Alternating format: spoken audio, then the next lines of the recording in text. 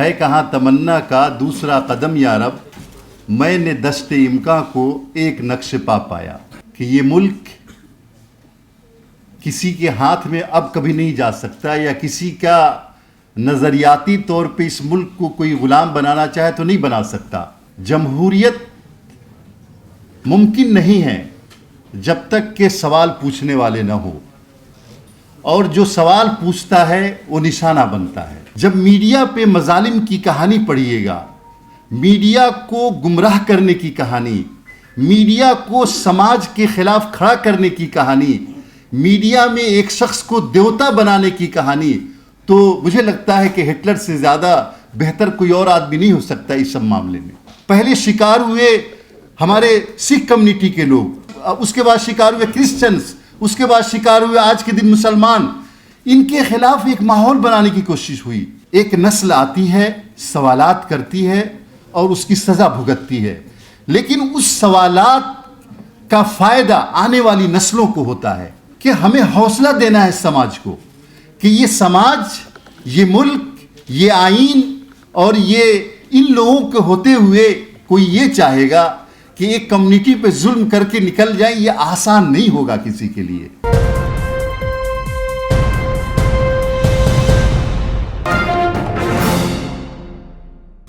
मिर्ज़ा असदुल्ला खां गालिब ने एक शेर कहा था, है कहाँ तमन्ना का दूसरा कदम या रब, है कहाँ तमन्ना का दूसरा कदम या रब, मैंने दस्ते इम्कां को एक नक्श पा पाया। तो ये बिल्कुल आपके लिए है शम्स तबरेज़ कासमी साहब। मैं आपको, आपकी पूरी टीम को दिल की गहराइयों से मुबारकबाद देता हूँ। आप लोग अच्छा कर रहे हैं और अच्छा करिए। यहाँ स्टेज पर सभी लोग बैठे हैं।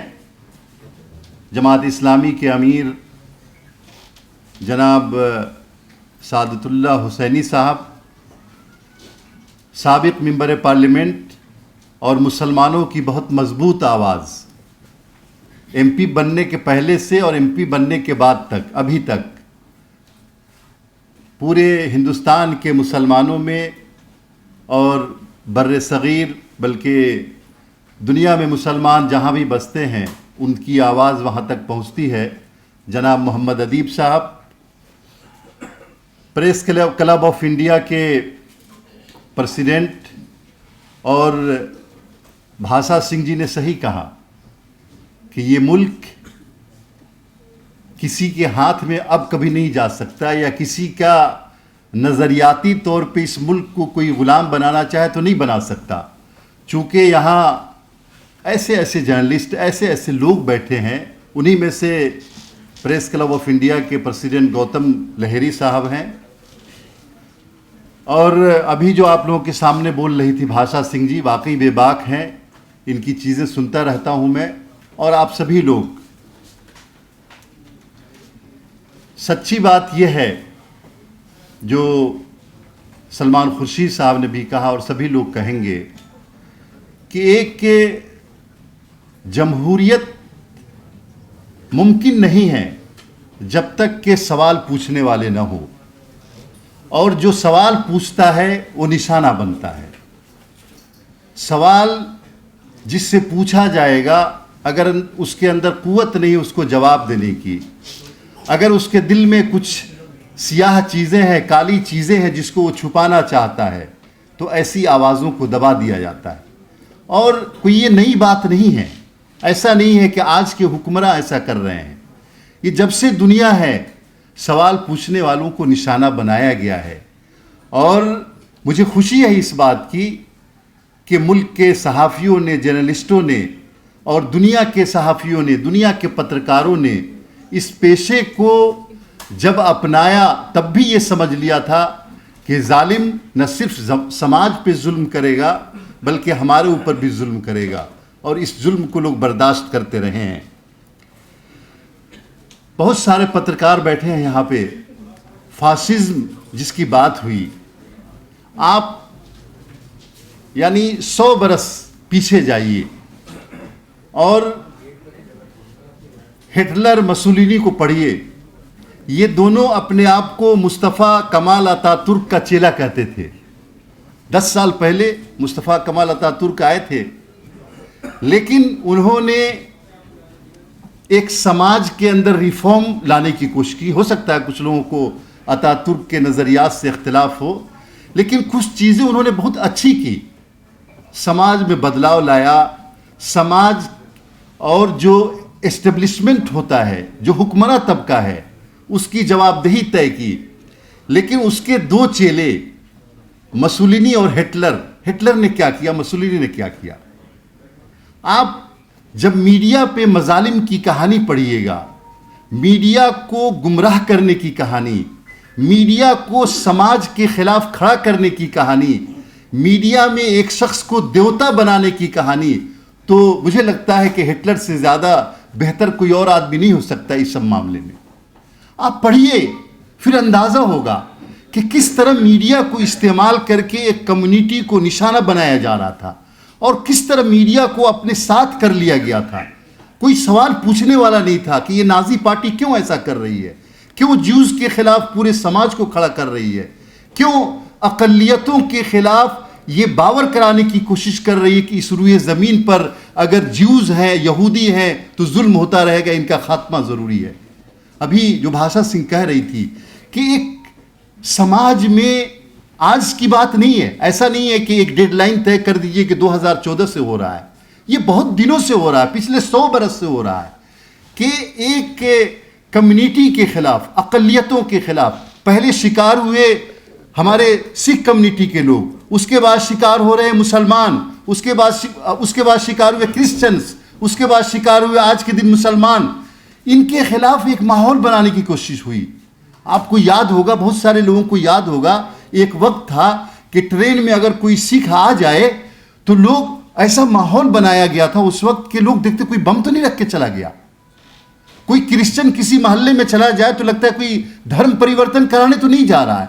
कोई मुसलमान आज के दिन कहीं चला जाए तो लोग हैरत की निगाह से देखते हैं कि 2008, 2010, 2014 की बात है। तो ये कौन लोग हैं और क्या ये नए पैदा हुए हैं? ऐसा नहीं है। नाजियों का भी मुकाबला किया, मसोलिनी का भी मुकाबला किया, अंग्रेज़ों ने जब इस तरह के मजालिम किए उस वक्त भी मुकाबला हुआ और सहाफ़ियों ने किया। और मुझे खुशी है कि नए हिंदुस्तान में सवालात पूछे जा रहे हैं।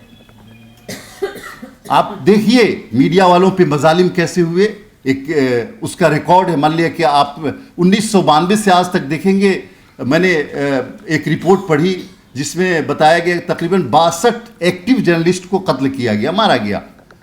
लेकिन ये कोई 1992 से आज तक की कहानी नहीं है, ये पहले से कहानी है। अभी शम्स तबरेज़ कासमी साहब ने कहा कि FIR हुआ हमारे ऊपर, यानी जब आज़ादी की लड़ाई लड़ी जा रही थी उस वक्त कितने सहाफ़ी थे जिनको फांसी की सज़ा दी गई। मौलाना आज़ाद का क्या जुर्म था, मौलवी बाकर का क्या जुर्म था, मौलाना बाकर को क्यों फांसी की सज़ा दी गई? अखबार निकालते थे, अंग्रेज़ों को कहा कि गलत है। उसके बाद आज़ादी मिलने के बाद 1947 के बाद आप देखेंगे हर दौर में ऐसा हुआ है कि मीडिया नहीं, जो सवाल पूछता था उसके खिलाफ इस तरह के अक़दामात हुक्मरान तबका करता रहा है। मुझे आज से मेरे ख्याल से 1 महीने पहले मैं हबीब जालिब को सुन रहा था। मैंने एक शायर को फ़ोन किया, शायरी भी एक मीडिया है। मैंने एक शायर को फ़ोन किया कि भाई कोई हबीब जालिब नहीं पैदा हो गया क्या? ऐसे दस्तूर को सुबह बेनूर को मैं नहीं मानता, जिसने जनरल ज़ियाउल हक के स्टेज पे जाके पढ़ दिया था। वो शायर ने दोबारा बात ही नहीं किया मुझसे। हो क्या रहा है कि एक नस्ल आती है, सवालात करती है और उसकी सज़ा भुगतती है, लेकिन उस सवालात का फ़ायदा आने वाली नस्लों को होता है। हम पार्लियामेंट की बेइज्जती नहीं कर सकते, हम ये नहीं कह सकते कि पार्लियामेंट की कोई हैसियत नहीं है, जुडिशरी की कोई हैसियत नहीं है, एग्जीक्यूटिव की कोई है, सब अपनी अपनी जगह पे है, लेकिन सवाल करने वाले की अपनी हैसियत है।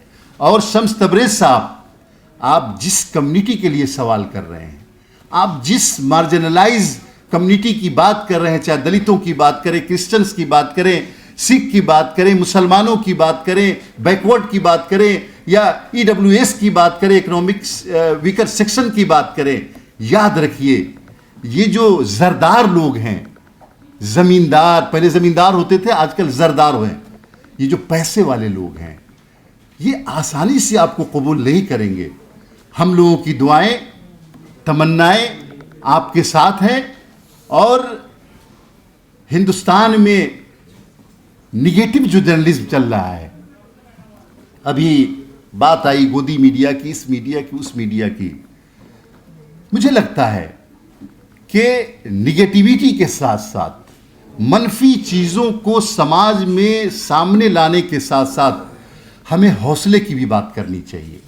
और भाषा सिंह ने बड़ी अच्छी बात कही, मैं अभी और लोगों की बातें सुनूंगा, कि हमें हौसला देना है समाज को कि ये समाज, ये मुल्क, ये आईन और ये इन लोगों के होते हुए कोई ये चाहेगा कि एक कम्युनिटी पे जुल्म करके निकल जाए, ये आसान नहीं होगा किसी के लिए।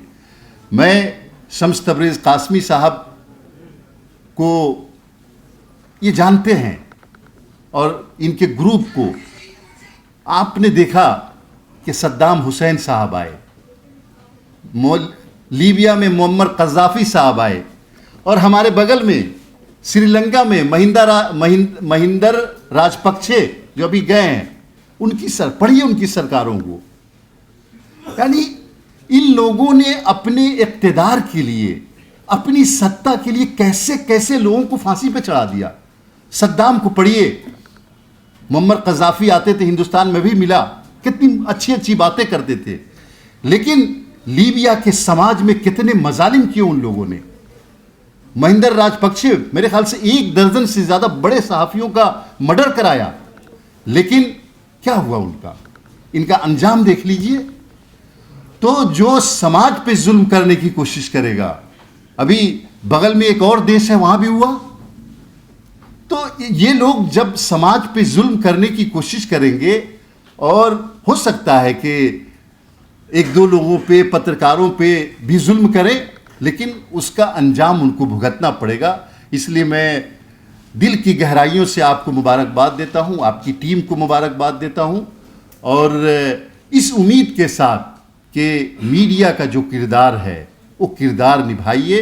और सही कहा कि ये मेन स्ट्रीम मीडिया आज के दिन सोशल मीडिया, और इस किरदार को निभाइए, बे आवाज़ों की आवाज़ बनिए, बेज़बानों की ज़बान बनिए, और जिन पे जुल्म हो रहा है उनके लिए लड़िए, और जो सच्ची बातें, अच्छी बातें, हौसले की बातें हैं वो भी कीजिए। यकीन जानिए हिंदुस्तान हमारा मुल्क मजबूत है, रहेगा, और इसको कोई कमज़ोर नहीं कर सकता। बहुत बहुत शुक्रिया।